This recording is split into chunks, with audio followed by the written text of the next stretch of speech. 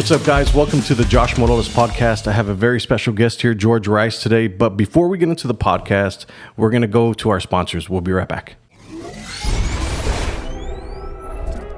Hey guys, I don't know if you knew this, but you can actually start solar with nothing up front, nothing down. My name's Johnny Garza. I'm with the McAllen Valley Roofing and Solar LLC. I'm the acting solar specialist here, and I'm here to make you aware of the incentives that we have. To give you an example, I had a customer come in and they wanted a roof. The roof was going to cost $12,000 to $14,000. And I offered them the choice of going solar. They said they were thinking about it, they just didn't know how to go about it. Said simply just give me your light bill and I'll go off of the usage that you've been using already in your home so I can make the system big enough to sustain your home. I also told them that I can include the roof. They wouldn't have to give me anything down. They can keep the money in the bank and I could finance it all together. Payment was literally the same or a little bit more than what they were paying for light. We have a 30-year warranty on the system and the marksmanship of the installation. So the sustainability of the system, if anything happens, for example, if we go on the roof and we damage a roof, our warranty covers that repair.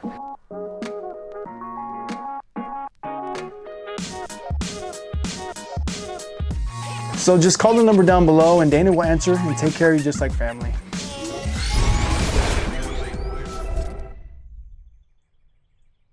All right, what's up, guys? Welcome back to the podcast. I got George Rice. George, in case people don't know who you are, talk a little bit about yourself, what you do in the community.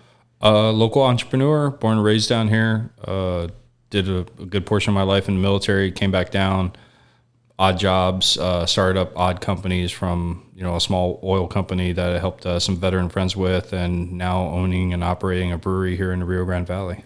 Dude, entrepreneurship is hard for me. I can imagine. highly overrated. When you add alcohol into the damn mix. Oh, it gets even worse. I always laugh when you go on social media. You have all these oh, I'm an entrepreneur, blah blah blah, and I'm looking. I was like, what is he doing? Like, what entrepreneurship is he doing? I'm looking, and they're selling like solar panels or something. I'm like, no. Yeah. And that's one of the things that it's been a constant theme on this podcast is entrepreneurship is fucking hard, man. You have these really high highs and you have those really low lows, and the pandemic didn't help. It's feast or famine. Yeah. It's either you hit it big or you're completely starving. And I think every entrepreneur starves. I think that's part of it. It's part of the growing, it's part of the learning curve and growing thing. And honestly, from what I've read, people in our age group, are the best suited for it because you've already gone through a decent amount of life lessons. And they're saying entrepreneurs in their late 30s and early 40s are the most successful entrepreneurs in the United States. I'm like, okay, I'm right there in the middle. Like, where does the success part come in at? And I don't think many people know, but you got a full-time job, and 5x5 is on top of that. It's unhealthy hobby, yes. So talk about that. What do you do for an actual living, and then transition into what you do after hours, or not even after hours, right? Because you do it before, after, in between. I work a government job from pretty much 9 to 5, and pretty much serving our veteran community throughout the state. And I do that. I provide oversight with contractors, making sure they're filing VA compliance, and it's mostly an oversight position. And that's what I do full time.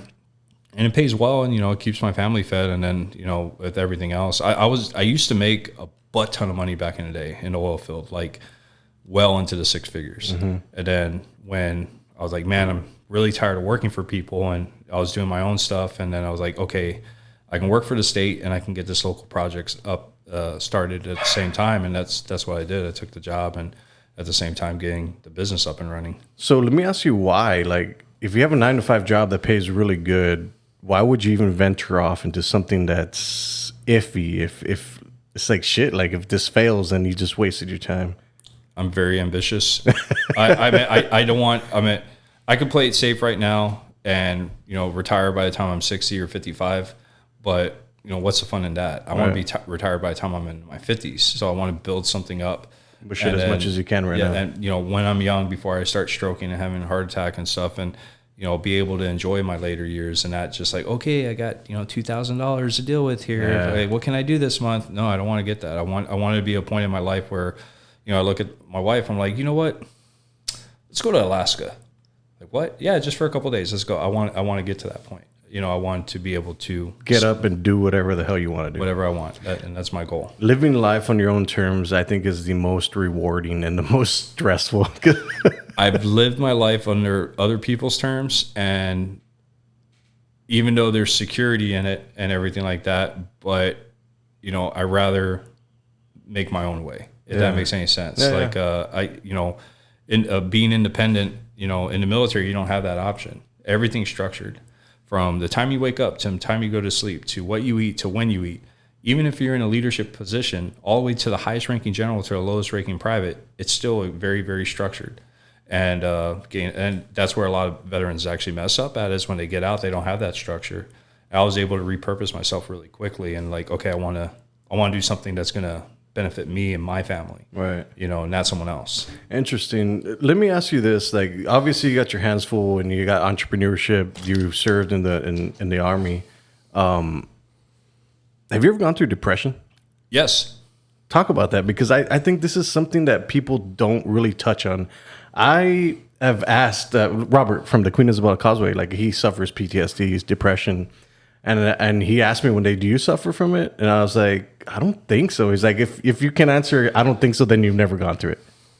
So to me, depression, you're in a low point, and it's just how you react. Some people just sit there and squabble, and they get flooded in, and they just go deeper and deeper and deeper. And the way I look at things is that if I feel like I'm in that funk, I know the way to get out of it is to work my way out of it. So I concentrate on something else. I concentrate on myself. I concentrate on my business. I concentrate on my family.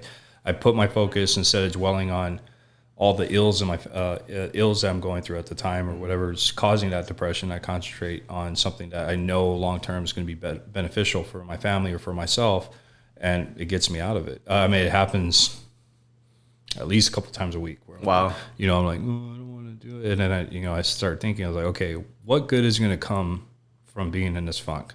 Nothing. So I might as well ignore it. Yeah.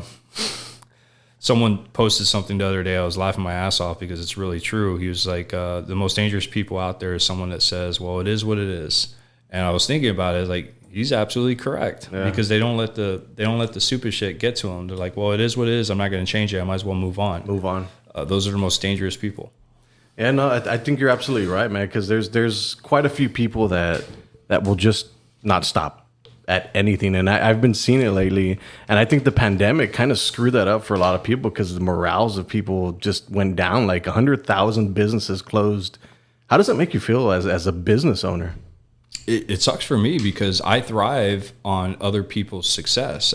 My business model is the better these restaurants and bars down here do, the better I do.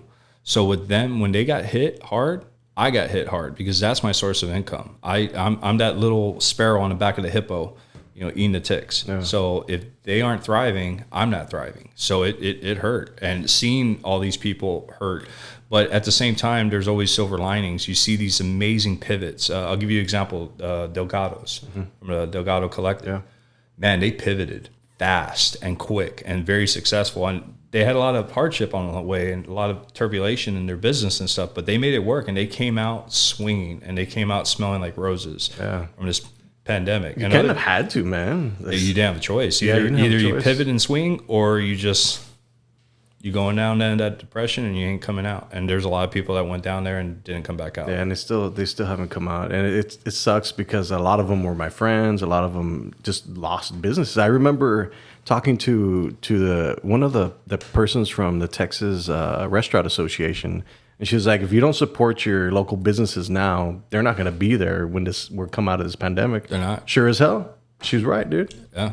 It's insane, man. And the corporate ones are coming in, sucking them all up. You see a huge corporate expansion right now in restaurants and bars across the U.S. and especially across South Texas. And I'm like, I always tell people, support local. Find out if it's locally owned. Because it has a compounding effect, not just for that business, but for the community around it. Because you're not going to get these large corporate companies that are investing in the local community. Yeah. The local businesses, though, they do. They're the ones sponsoring the softball teams, the soccer teams, the kids, the cheerleaders, all that stuff. They're the ones doing local fundraisers every time there's something wrong. And we see that all the time where I'm at in Mission. Every time anything goes wrong, where someone needs help, all these local businesses are coming together. I've seen that in the City of Mission Facebook group page. Yeah, I see it. Yeah, go Mission. I see it. There you go.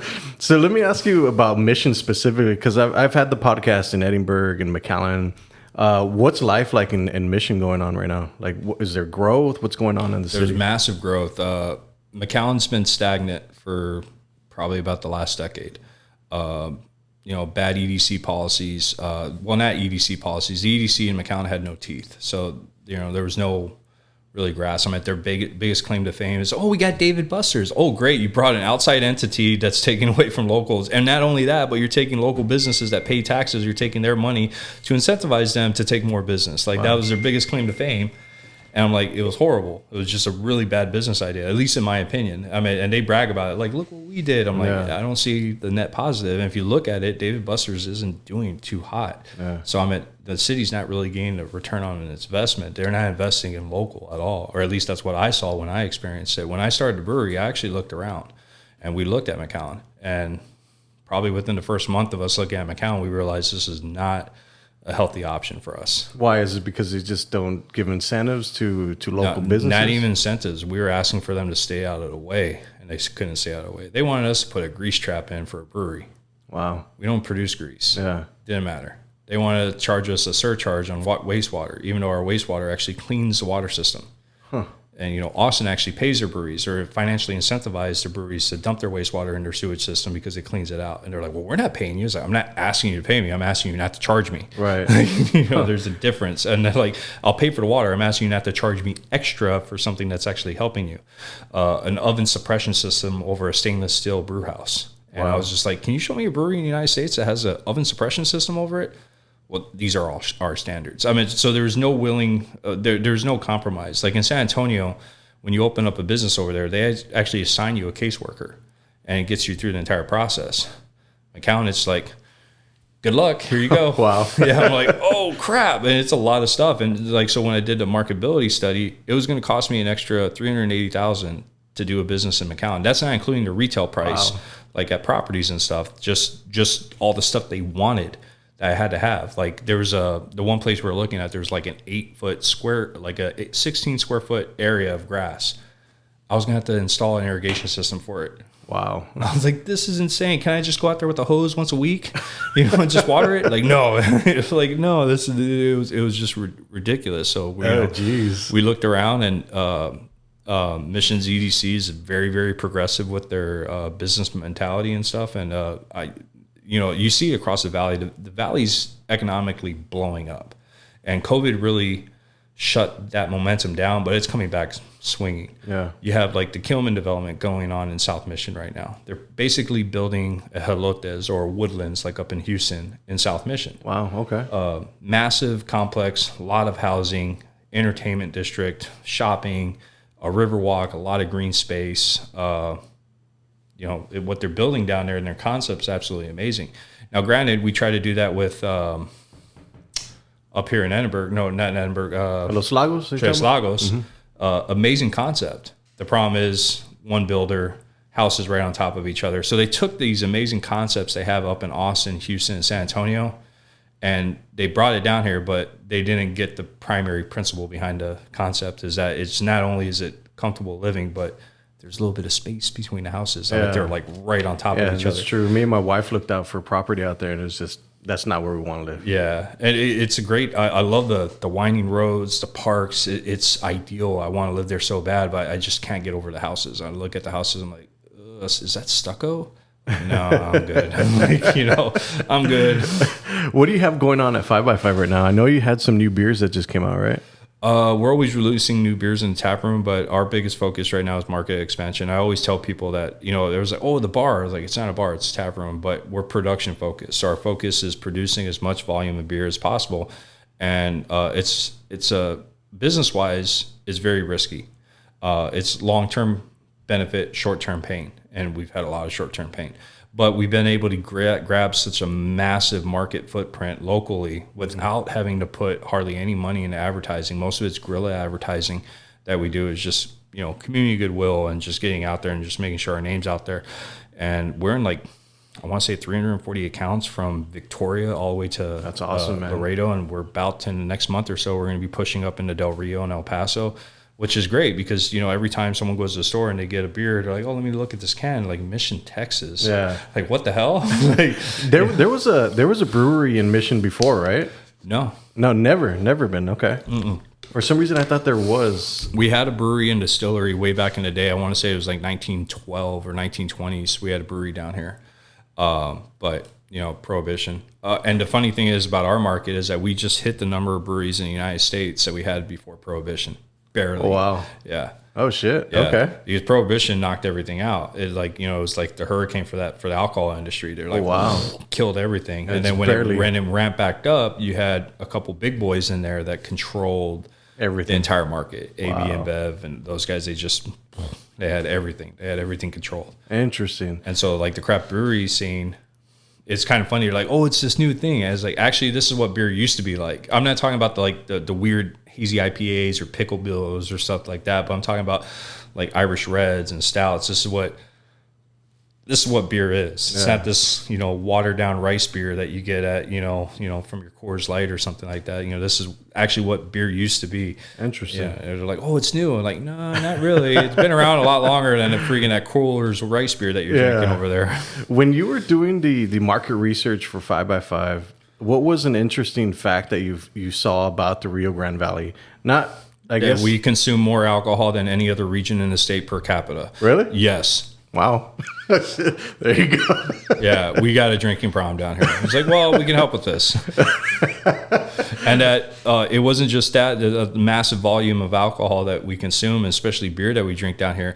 It's just like in the U.S., craft beer represents anywhere between 28 to 30% of the market. In Texas, it's at like 21, 22%. In the Valley, it's at like 12%. Oh, wow. So there's a lot of market to grow, a lot of market to grow. So when you put like a plan together, what does that look like? Knowing these statistics, like what is the first thing that comes to your mind? Well, people look at it differently. People are like, oh, well, they only maintain 11 or 10% of the market down here, so it's not a good market to get into because there's no thing. It's like, well, that's the reason why it's not there, because no one's pushing into that market. But if you look at other areas like Boston, which is a lot of craft beer, upstate New York, even Austin, where, good luck finding a Coors Light in upstate New York on tap. It's going to be, in Austin on tap. It's difficult. Unless it's a chain restaurant, you're not going to find it. Yeah. It's just a big wall of all these other beers from all these other breweries from across the state and country. And down here, it's the exact opposite. It's good luck finding a local beer on tap. Yeah, that's true.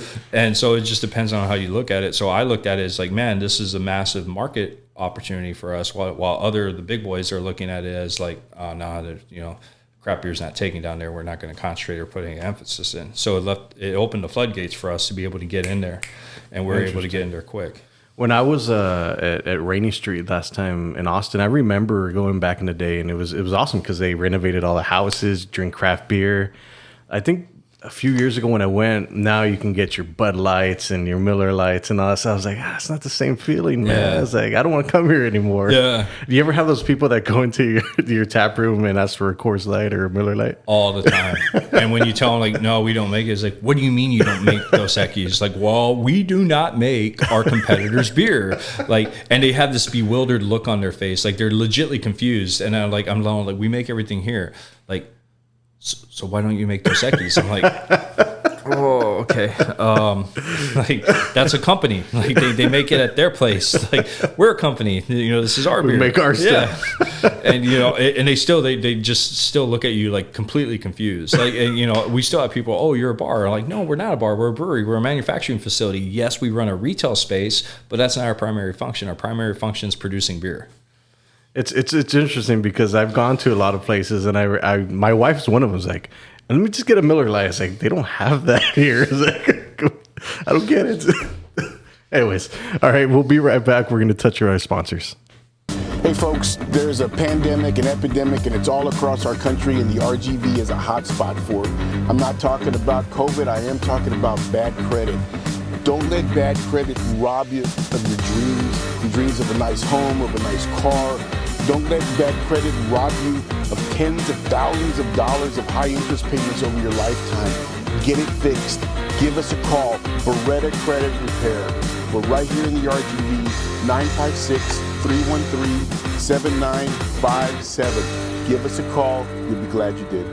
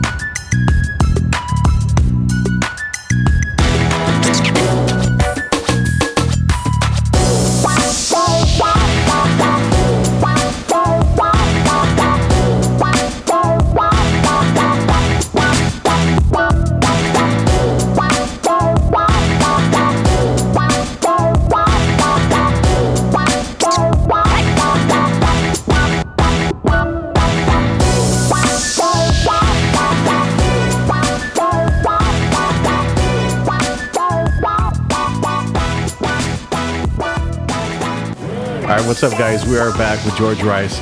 George, what is the next 5 years look like for 5x5, or what projects do you have coming up next? We outgrew our facility. We've outpaced our production, and we've had massive growth every year.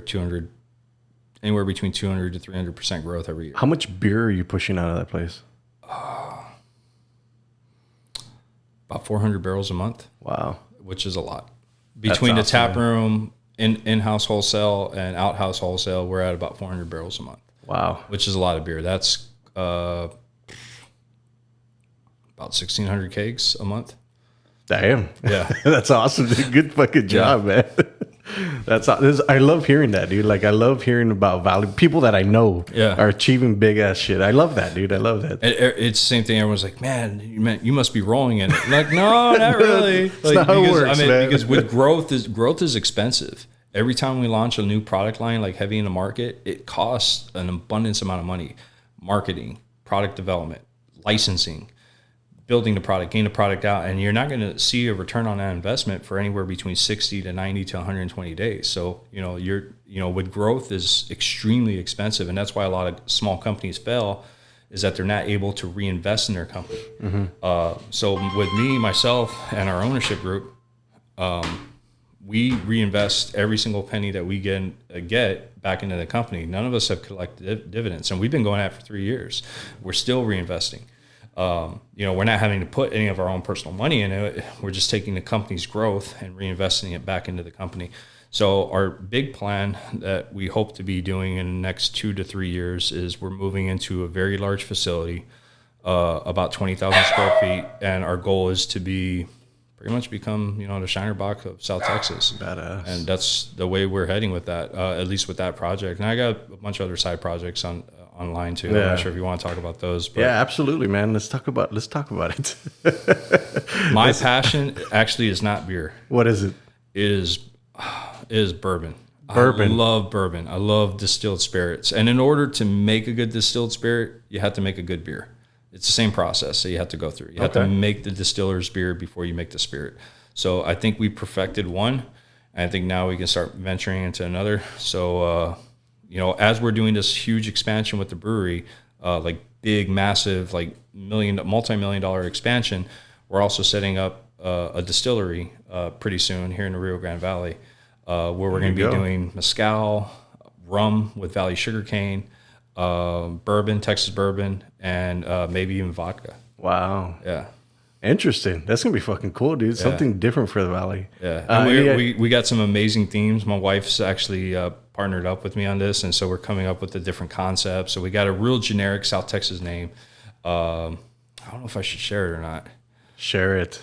Twisted Mesquite Distilling Company. Wow. Already got trademark pending. So don't you fucking get it. Don't even try that shit. I will sue the hell out of your ass. I will find funding for this. But everything's locally themed, or at least South Texas themed, or culturally themed. Like the Irish whiskey that we're coming out with is St. Patricio. And it's based off of something very iconic and historic down here in the valley that a lot of people don't even know about. St. Patricio Battalion were Irish immigrants that actually fought for Mexico against Texas. Oh, shit. Didn't work out well for them. Yeah. Even after the war, Texas Rangers came down here and just eliminated like all the families, except for a couple of them that ratted them out, and they're very prominent names here. Wow. In the area. Interesting. I'm not going to rat them out. But yeah. I get you. Their family tree, they ratted out the other families and got them all executed. Oh, jeez. Very, very prominent local families, so I'm not going to give their names. You can do research on your own. Yeah. But St. Patricio Irish whiskey, and it's, in homage of, kind of like the Six Flags themes, Texas history, Mexico's history, Rio Grande Valley history, our history, our culture's history down here. Because, when people are like, how do you like living down there? Oh, it's North Mexico. It's like, no, it's not North Mexico. And then, it's like, oh, Texas, Austin. Like, no, it's not Austin. It's not San Antonio. We're very, very different. Completely different. Yeah, there's no other place in the United States that is anything similar to us. Even San Antonio, it doesn't even come close. We're totally different culture down here. Very, very Tex-Mex, Tejano, and I'm really proud of it. I love this culture. It's very family-based. Yeah, we have a couple downfalls. We're hard-headed. Yeah, we have some corruption issues, but that's everywhere. That's everywhere. But we're still a very, very patriotic, very, very country-oriented community that will put the It's very rare that you come across someone that isn't willing to take his shirt off his back to help out someone in need. Yeah, and that's one thing that makes the Valley just stand out above any other place I've been, is that it's very much community oriented, especially, Mission, McAllen, Edinburgh, they're real hardcore community based. I'm not sure if you saw the 4th of July celebration at Edinburgh, but it was you told me about it, man. Oh, it was amazing. It reminded me of the Sandlot, the 4th of July celebration. I'm like, oh my, this is what it's supposed to be like. There was an amazing celebration, and you see McAllen, it was like sparklers, and that's it. I'm like, well, I filmed out at the McAllen one. There was a lot more than sparklers, but it was smaller. Sparklers. It was smaller, and I kind of liked it because after the pandemic, now they're opening this up to everybody. I think they might have been overwhelmed. So I kind of like that it was a little bit smaller. Families out there were having fun. So, but it was small in comparison. I went to both, and I'll tell you what, I hands down, that was amazing over there. I would have loved to go. It felt so like, it just felt great. Like this, it was so miserably hot out there. It was just so much positive energy in the air, awesome, and you could actually feel it. I'm not one of those hippie guys, oh, the energy's good or bad, but it just, like, man, you just couldn't help but just to smile and relax. Yeah, that's awesome, dude. Yeah. Let me ask you this. When people say that you have to leave the Valley to find success, I'm on the fence with that, because I feel like sometimes you do have to get out, and then sometimes you don't. What do you feel about that? Everyone should travel. I mean, you have to travel to broaden your horizon. But with people saying that you have to leave the Valley to find success, I don't agree. There's massive opportunities everywhere, from industrial, commercial, retail, all across the Valley, in any aspect of any industry you want to get into. SpaceX. Yeah. Aerospace engineering and flight here in the Rio Grande Valley, and all these people, like, there's no opportunities down here. Like, we have $1 billion industry that's just landed in our lap. Yeah. And just energy industry. You have, going to be one of the largest trade ports of, liquefied natural gas that's coming down here as well into Cameron County, into Port of Brownsville. And actually using the port for what it was intended for, which is industrial traffic. They trenched that out back in like the 40s or 50s. And they haven't really been using it that much, and now they are. There's massive economic opportunity down here, and for entrepreneurs, businessmen, and everything. And then foreign trade. We got the foreign trade zone right here. Yeah. All this agriculture coming up. I mean, you have some breaking technology. I'm not sure if I can get in trouble with this or not, but you have Scantech, for example, which is in South McAllen. McAllen actually did a good job with this one. Scantech is bringing this technology down where it's bombarding fruits and vegetables with electrons, and it's degrading everything down to the cellular level.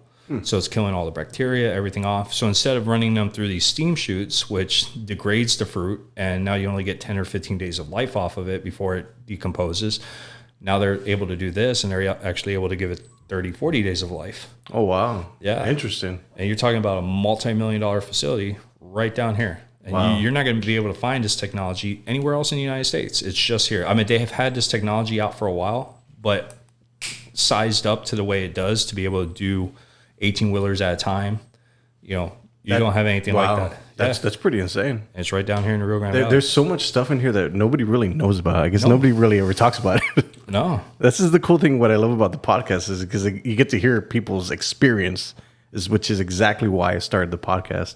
Let me ask you this. The Queen Isabella Causeway, it's been a part of my life now for the past year. I know you've been following it. There's a specific part where we talk about the Coast Guard, and I'm asking you this because you're in that area, military. When we talk about like the Coast Guard there that night, like how does it? Because on Facebook, I was having an argument with a woman. She was like, well, you guys don't know what you're talking about. You weren't even there. I wasn't there, but Robert was there. We have like affidavits, legal documents talking about how the Coast Guard was incompetent that night. Or how does that make you feel, I guess, being in the military? How does that make you feel when we talk about that? No, it's accurate. I mean, it really is accurate unless it's a structured thing. Unless you have good command and oversight, unless you already have contingency plan in place and you expect these guys to react with multi-million dollars worth of equipment, they're going to fuck up. It's just the nature of the beast. It's going to happen. You're talking about a bunch of 18 and 19-year-old guys on a freaking boat that's $700,000 hauling ass over there to help out. I don't see how it would be successful. Yeah. It's just, especially Coast Guard, the puddle jumpers. I'm gonna get shit for that. Talk a lot of trash. No, but it's interesting because I'm always at the point where I want to ask more questions, and it's like I always I guess mute myself from asking those questions. But that is the reason for the podcast because honestly, I mean, they probably didn't react well. That you're talking about a quick reaction force, and when the quick reaction force for the Coast Guard's called up, what most of the time what it's for a boat that's sinking, drowning. It's for drug smuggling. No one was ready for a causeway to come down, so they're out of their element. They don't have a contingency plan in place. And now you're asking a bunch of 18, 19 and 20-year-old kids to figure it out right now. Yeah. It's not going to happen. And if it does happen, it's not going to look pretty. Yeah. Yeah. It was an interesting, reliving the accounts that they were talking about. It's just, there's so many things that happen tonight. It's crazy. It's like me as an infantryman. Okay, I'm good at closing with on the enemy and destroying them, or at least I was when I was in better shape. And then out of nowhere, they come in. Okay, I need you to go over here to the chow hall and make freaking 800 chicken plates right now.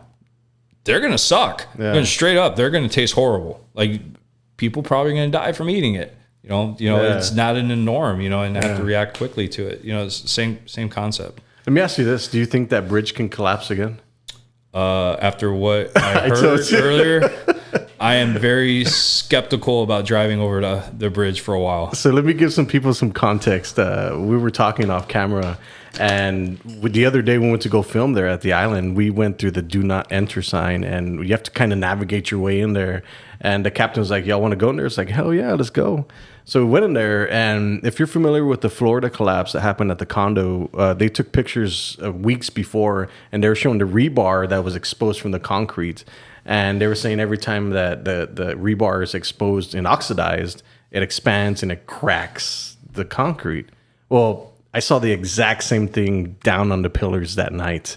And I got it on video, and I've been sharing with everybody. Like everybody I talk to, I've been sharing it with them. I am really scared about going over the bridge now after hearing that. I mean, that's a big bridge, and that's a tall fall. 87 feet, man. Yeah, and there's a lot of traffic on there, and there's a lot of weight that goes over on top of that thing, a lot of vibration. Yep. So I mean, they have a compromise, like what you're saying, with rebar exposed, and now it's open to seawater. So you're going to get oxidation. Now you're going to have expansion of the rebar, which is going to create micro tears, and then the vibration on top of that. and the bridge was supposed to last for 40 years. And how many years It's old 40. is it? It's 46 years old. They said that it's long overdue. From what I understood, it was supposed to have a 75-year lifespan. But then I talked to somebody who said that doesn't make any sense. So the 40 years, I think it was a senator that was saying like it's long overdue. Like we need to do something about this. If they start today in July 2021, it won't get started for another 6 years. A new bridge. Gage Davila, which is the reporter from Port Isabel Press, he was saying that every year, tons of people are on that bridge for hours at a time, causing that stress. How many people do you think go over that bridge every year? Oh, it has to be in the millions. It has to be easy. And when there's accidents, they shut it off, and there's people stuck on the bridge, like just like the other day, dude. It's They need to come up with a more comprehensive plan on. They need to get that second bridge built. I mean, for one, the traffic's already validating that, and has been validating that for over a decade. Yeah.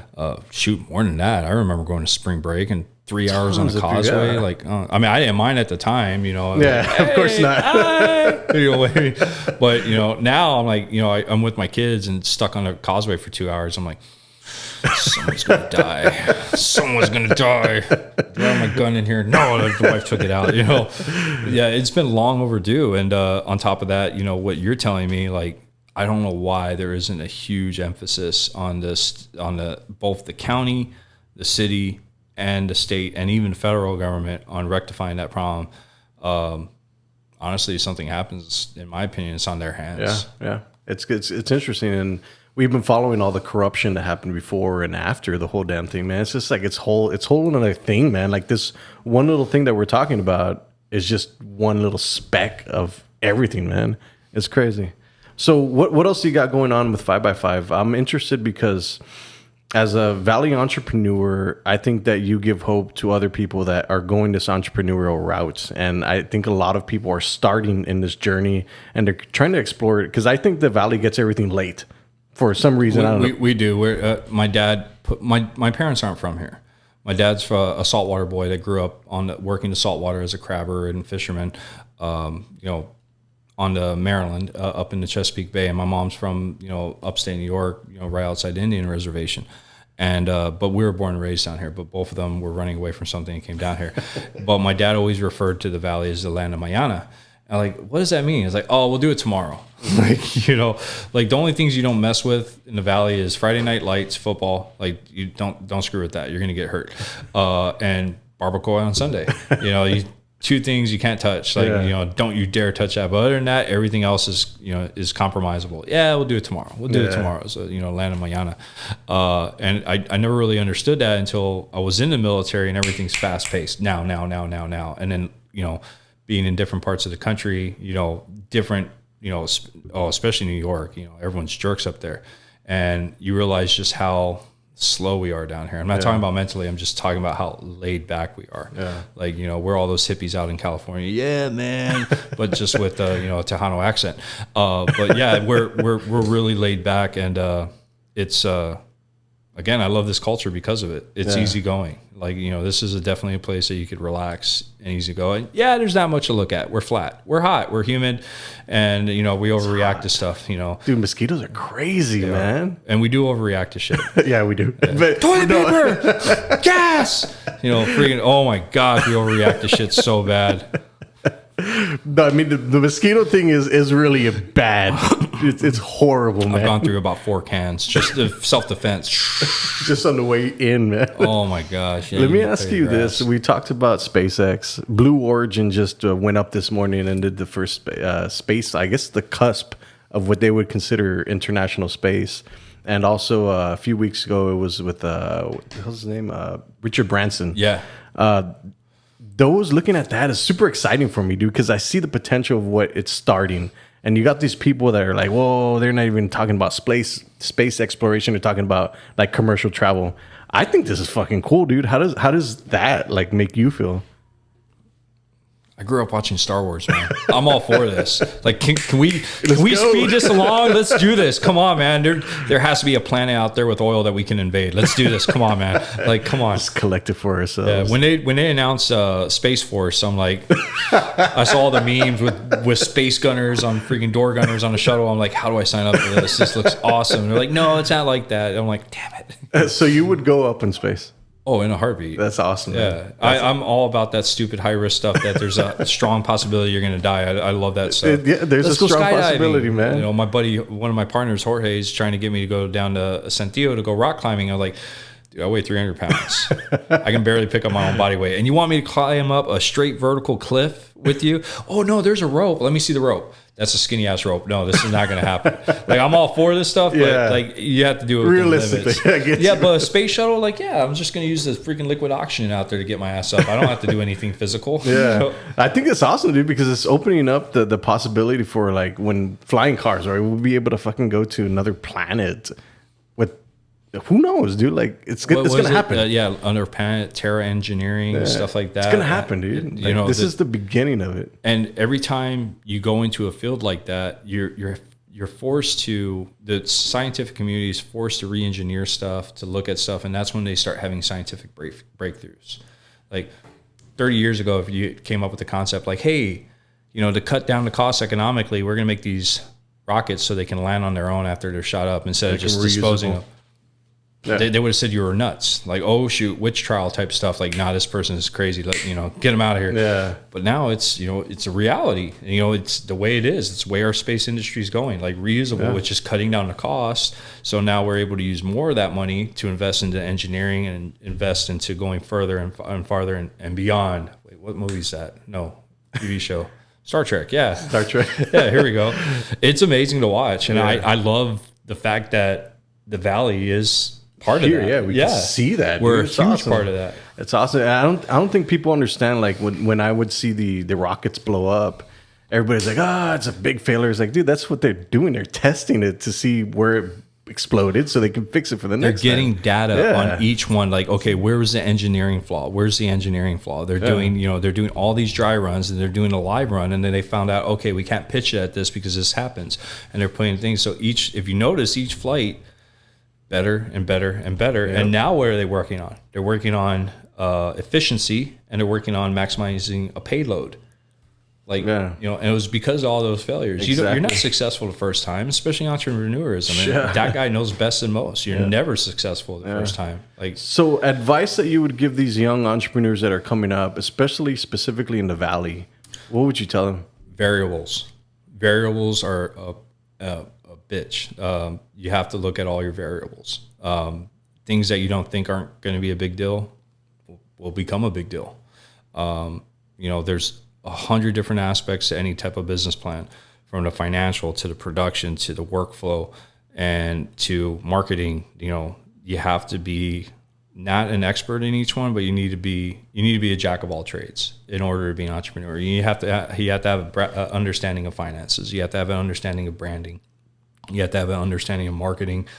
You have to have an understanding of social media, which I absolutely suck at. So which is dominating the world right now. Yeah, but you have to be able to touch every single aspect of your company and have a really good understanding of it. And yes, you can outsource a lot of that stuff, but you need to have an over company vision, and don't get stuck in the weeds too. And me and my wife are always arguing about this. Like, I always tell her, like, you need to get away from the 50-foot view. And what I mean by that is, like, you need to have a 30,000-foot view of the operation. Like, you're way up here in the clouds and you're looking down and you're strategically moving stuff. Like, you're playing chess. Yeah. You don't want to be down there on the board being the pawn or the rook or even the queen. Like, get out of the 50-foot view and get up there in the sky so you can look and have an overall encompassing. When you get down in the weeds, you're going to miss the strategy.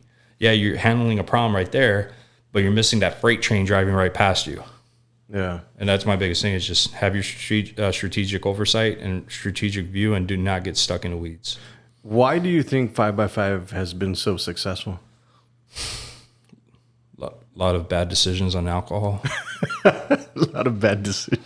Work ethic. Work ethic from my general manager to our taproom manager. We have almost a 0 turnover rate on employees because the only employees that we've lost is guys have been recruited into the military. But a lot of that's due is that we pay as much as we can afford to pay. So when we do expand and grow, we're making sure we expand and grow our employees at the same time. And having a 0 turnover rate is really beneficial for us because now we don't have to waste money into training a new employee and stuff like that. And so work ethic's the biggest thing. We had a huge meeting this morning with our sales team, and it's like, you know, I'm going to question your all's work ethic right now. Get your shit together. Like, and I explained to them like why they had a negative impact on their company if they didn't get their shit together. So I let them know, like, I'm not firing you guys. I'm just letting you know if it keeps on going down this path, that is the option. Right. And like, let that I fire think they real said quick. that hiring is no, firing is knowing, hiring is guessing or guessing. Yeah. So you don't know exactly. But we have an amazing staff, all the way from our sales team to, you know, our GM, you know, everyone, even the ownership group, you know, they help out a lot and stuff. So it's, you know, that's a lot of the success is just the work ethic. That's badass. That's good to hear. I'm glad y'all are doing well. I remember during the pandemic. And we're really strategic too. Yeah. We're very, very strategic. Like a lot of people are like, oh, a bunch of dumb vets. And like, they don't realize just how cunning and how vindictive some of these guys are. Some of these guys, I mean, You see it from a different lens. Like, oh yeah, big time. So- And it's not just me. It's like, I got, you know, 5 buddies of mine, partners, and we all look at things from a very, very different perspective. And so when people are trying to flex on us one way or another, I'm like, you're barking up a tree you don't want to bark up. yeah. Like, give us an example of what you mean. Like a very strategic move that you all made together, because I would never be able to see that because they obviously have been trained one way. Our overall business model, we knew that retail wasn't going to float the company, or that it could float the company, but we weren't going to be able to grow. So we knew, okay, we need to invest into wholesale, which is getting out to the bars and restaurants, and we need to cut our price down. I'll tell you the truth. When we sell our kegs out to market, sometimes we actually sell them at a loss. Wow. We're actually not making money on it. But what it does, increases market exposure. And as we expand and as we grow, our price index, you know, scale to economy goes down, and we're able to keep those. And we already have those established markets, and we already have those. So, you know, now, you know, here we are year 3, and now we're actually making some money, and it's all going back into the company. But, you know, that was a strategic point, one that we had to fight over too, because they're like, hey, you know, we're not making money at the start. I'm like, okay, I understand it's short-term pain, but long-term benefit if it works out.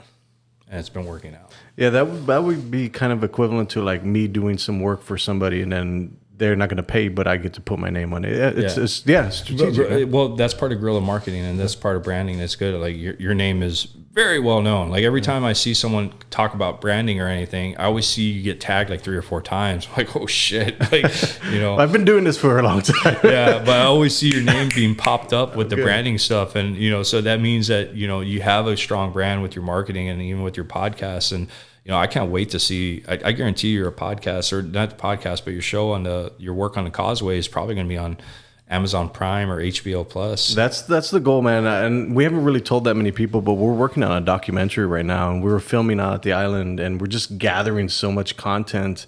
I mean, we started working with the PSJ Theater Club that won twice last year state championships for their documentaries. Oh wow! We teamed up with them, dude. And dude, I'm telling you, man, like we have something. I personally have something to prove. Yeah. I think that's what it is. And I just stumbled upon this badass story, man. It's awesome because, I mean, you're already well known. And if it does hit the moon, which I think it is, you know, everyone's going to feel like they have ownership of it. Yeah. I mean, even though it's your baby, everyone's like, I remember talking to him about this. Yeah. Like, you know, it's mine, you know, or, you know, they have emotional attachment to it. Which I don't mind at all, because this is not my story. I'm just being the facilitator of being able to get it out there. But it's going to be interesting, man, because I'm really excited about what's coming. Yeah. And I think that's proof for everybody in the Rio Grande Valley. It's like, if you want to do something, just fucking try it. And if it fails, fail, and then move forward and then try something else. So with that being said, I'd like to thank you very much. Do you want to let everybody know what you got coming up, where you're located, what you... So we're located in Mission, Texas. We have a big food park, Mission Food Park. We have the largest food park in the valley, right there in front of the brewery. We have about 8 food trucks. We got Jerry Liao out there with, he has about 4 or 5 different food trucks, from tacos to seafood to you name it, ramen food. We got brick fire pizza. We got a barbecue joint. And then we have the brewery there, a lot of live music. But if you don't want to go outside, that's fine. We're in about, again, 380 locations, from H-E-B to Stripes to Chili's, and you name it, all the way from South Padre Island up north to Victoria, all the way across to Laredo, and soon to be in El Paso and Del Rio. And what's been your biggest achievement so far? Producing enough beer to, get at least 5 standing armies completely drunk. I think that's why I'm like, man, we've produced so much beer that we could actually flood out a good portion of Rio Grande Valley. To me, that's my biggest achievement. That's awesome, man. Yeah. Well, thanks everybody for joining the podcast. We'll see y'all next time. Bye. Hey guys, I don't know if you knew this, but you can actually start solar with nothing up front, nothing down. My name's Johnny Garza. I'm with the McAllen Valley Roofing and Solar LLC. I'm the acting solar specialist here, and I'm here to make you aware of the incentives that we have. To give you an example, I had a customer come in and they wanted a roof. The roof was going to cost $12,000 to $14,000. And I offered them the choice of going solar. They said they were thinking about it, they just didn't know how to go about it. Said simply, just give me your light bill and I'll go off of the usage that you've been using already in your home, so I can make the system big enough to sustain your home. I also told them that I can include the roof. They wouldn't have to give me anything down. They can keep the money in the bank and I could finance it all together. Payment was literally the same or a little bit more than what they were paying for light. We have a 30-year warranty on the system and the marksmanship of the installation. So the sustainability of the system, if anything happens, for example, if we go on the roof and we damage a roof, our warranty covers that repair.